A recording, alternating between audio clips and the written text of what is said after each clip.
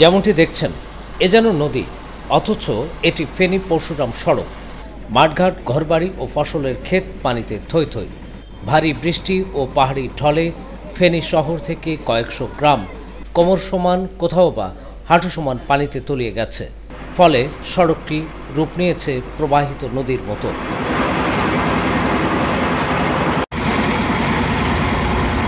পানিতে সড়ক ডুবে যাওয়ায় ফেনীর সঙ্গে পরশুরামের যোগাযোগ বন্ধ হয়ে গেছে।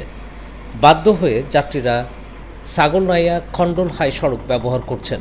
তাতে বেড়েছে ভোগান্তি, গচ্চা যাচ্ছে টাকা।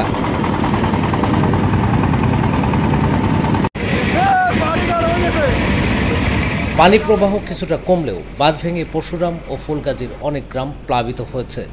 ফুলগাজীর অন্তত 7টি স্থানে বন্যা নিয়ন্ত্রণ বাঁধ ভেঙে গেছে।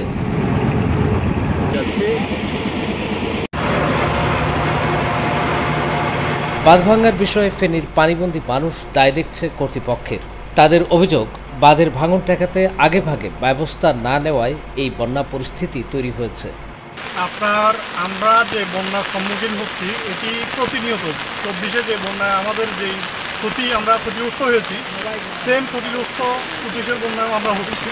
পানি উন্নয়ন বোর্ড থেকে আসার পর তারা বলে বাঁধ সংস্করণ করবে, বানবাসীদের যে বাঁধ রয়েছে বাঁধগুলো তারা মজবুত করে টেকসই করে বাঁধ বাঁধবে, কিন্তু তারা বলে যেভাবে কাজে ওইভাবে তারা কাজে পরিণত করছে না।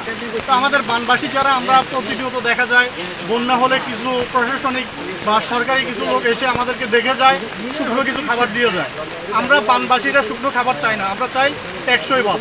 আমাদের এই চাওয়াটা অন্তত যারা প্রশাসনিক লেভেলে আছে আমাদের বানবাসীদের জন্য, যে আপনার নদীর পাড়ে যে আগাছাগুলো রয়েছে এগুলো পরিপূর্ণ পরিষ্কারের প্রয়োজন, বাঁধটাকে টেকসই বাঁধের প্রয়োজন আমাদের। এটুকু আমাদের বাঁধবাসীর চাওয়া হচ্ছে, আমাদের ত্রাণ নয়, আমরা চাই টেকসই বাঁধ। ওয়ালটন এখন দেশের সীমানা পেরিয়ে পৌঁছে গিয়েছে 50টিরও বেশি দেশে। ওয়ালটন, ঘরে ঘরে বিশ্বজুড়ে।